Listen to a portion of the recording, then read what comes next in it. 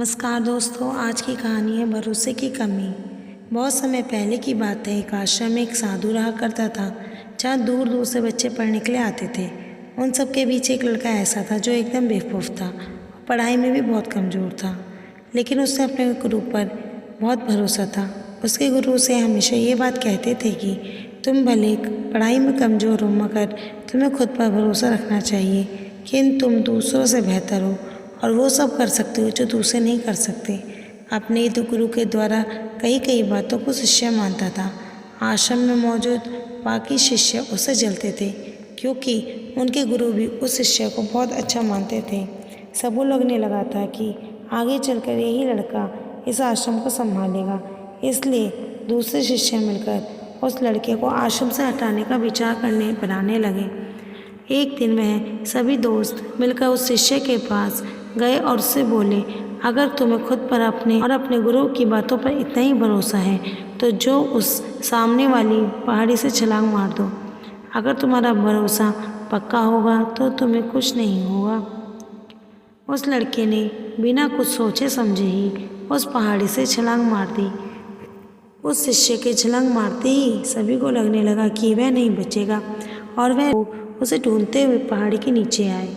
जब उन्होंने नीचे जाकर देखा तो उस पहाड़ी के नीचे एक बहुत बड़ा सा तालाब था और वह लड़का उस तालाब में मज़े से तैर रहा था। उसने उन शिष्यों को देखकर बोला, आप सब सही थे, मेरे भरोसे ने मुझे बचा लिया। उन बच्चों को लगा कि उसकी किस्मत अच्छी थी, इसलिए बच गया। कुछ दिनों बाद आश्रम में आग लग गई और 2 लोग आग के अंदर फंस गए। सभी शिष्यों को एक बार फिर से बहाना मिल गया और उन्होंने उस शिष्य से कहा कि अगर तुम्हें अपने गुरु से सच में लगाव है तो तुम अंदर जाओ और उन दोनों लोगों को बचा लो। वो तुरंत अंदर गया और तेज आग के लपटों के बीच में से उन दोनों को बाहर निकाल लाया। उस शिष्य का शरीर तपे हुए सोने की तरह चमक रहा था। ये सब देखकर बाकी के शिष्यों की आंखें फटी की फटी रह गई। कुछ दिनों के बाद उनके गुरु उन्हें दूसरे आश्रम लेकर जा रहे थे और बीच रास्ते में एक नदी पड़ी। नदी पार करने के लिए सब नाव का इंतज़ार करने लगे। ऐसे में अन्य शिष्यों के मन में फिर से शैतानी उठने लगी और उन्होंने उस शिष्य से कहा, तुम क्यों नाव का इंतज़ार कर रहे हो? तुम्हारा तो भरोसा बहुत पक्का है, तुम तो इस नदी को चलकर ही पार कर लोगे। उनकी बातें सुनकर वो शिष्य उठा और नदी पार करने के लिए नदी पर चलने लगा। इस बार उसके गुरु ने भी उसे ऐसा करते हुए देख लिए और उसे नदी में जाने से रोक लिया। उन्होंने बाकी के शिष्यों से इसके बारे में पूछा तो उन्होंने बताया कि वो शिष्य पहले भी कई कारनामे कर चुका है। उसे अपने आप पर और अपने गुरु यानी कि आप पर बहुत भरोसा और उसी भरोसे की वजह से वो ये सब कर पाता है। गुरु जी ने सबकी बातें सुनी और उस शिष्य से कहा, तुम ये सब क्या कर रहे हो?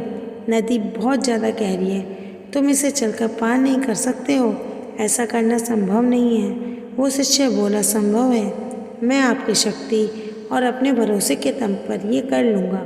ऐसा कहते हुए वह नदी पार करने लगा। थोड़ी ही देर में उसने नदी पार कर ली और किनारे पर पहुँच गया।